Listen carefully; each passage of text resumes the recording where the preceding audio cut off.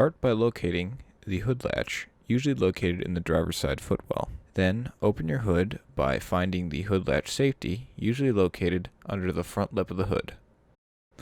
Now find your filler cap for your oil and check to see what's printed on there. That will be the weight of the oil you need to use when refilling your oil. Now locate your dipstick. If you have any questions on where it is, you can always consult your owner's manual.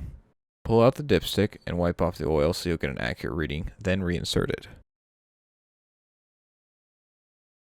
Now pull it out again and you will have an accurate reading.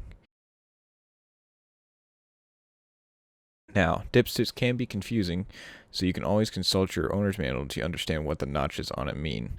Or, you can always take it to an auto care center and ask a professional if you have any questions.